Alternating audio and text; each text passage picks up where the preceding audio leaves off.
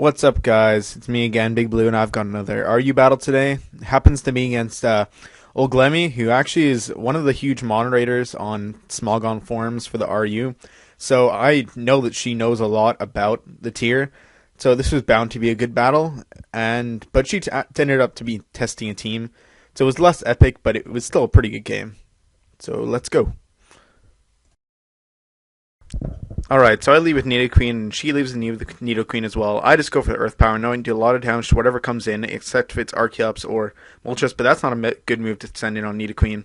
He just goes Slowking, and looking at damage, I know it's Specs now because it did so much to it. I go for T-Bolt, knowing he'll do a lot to whatever comes in because he has no ground types other than Nidoqueen.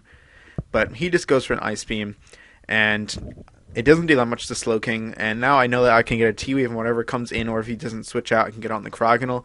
He ends up not switching out, and I just get the T-Wave on the Cryogonal, which is great, because that Cryogonal, well, it's not a huge threat, but it's really good if it's paralyzed, because it's really fast in the first place. And now I go for T-Bolt, thinking that it would kill, but Slowking has a lot of special bulk that, even if it specs with no special defense EVs, it does not end up killing. So I just go to Absol, knowing that the Night Slash will do a lot. And he goes in Hariyama, and look at that damage. I know Hariyama now is not the defensive set, it's offensive, because that is 30%, which is pretty big, considering Hariyama gets really defensive if you make it max HP and extra defense. So now we just go for close combat, and this over and over, knowing that I can just outstall him. I think I switched Slowking here, yep, and take the close combat. Just switch back into Tangrowth, and I'm left at 77% HP, which is great. So now against the Archeops, and this is where it goes bad, because we both have testing teams, which means that they're not perfect, and I know that 9 now has a huge weakness to Archeops. I just go into Absol and go for a Sucker Punch. He's in Defeatus now, so Acrobatics does not end up killing.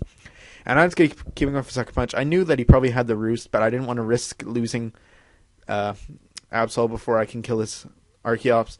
So I just go for a Night Slash here, knowing that he's going to Roost that again. Knowing that he's going to Roost again. So now I go for Sucker Punch here, thinking that she would not want to waste her Archeops, and just kill me, because the Sucker Punch was going to be way too obvious. I could have just gone for Night Slash, but she just keeps on roosting until she gets the full, and ends up killing me. And that Sucker Punch did way more that turn. It's unfortunate I didn't get that the first time, because it would have been dead.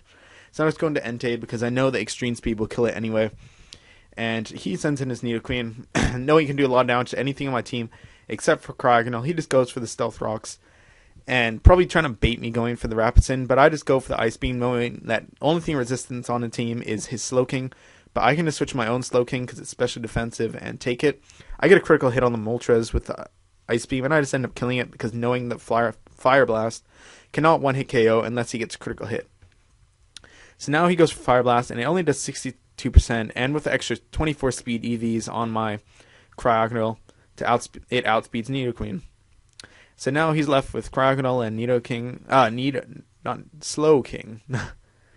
Cryogonal and Slowking, and I just go put a Toxic on it, and it's a little bit stall here, but I just keep on slacking off until his Slowking dies, and then I just kill it off. I kill the Cryogonal off with a Flamethrower.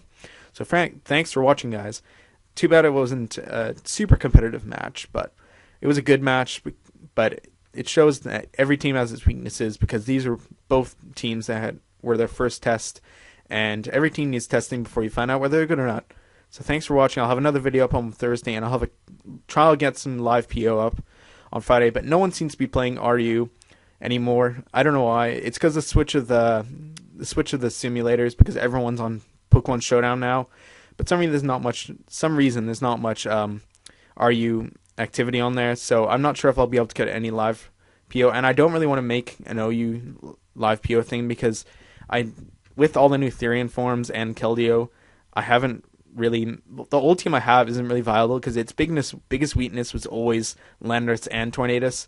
And with both of those having two new forms, it's going to be really hard for my team to do well at all.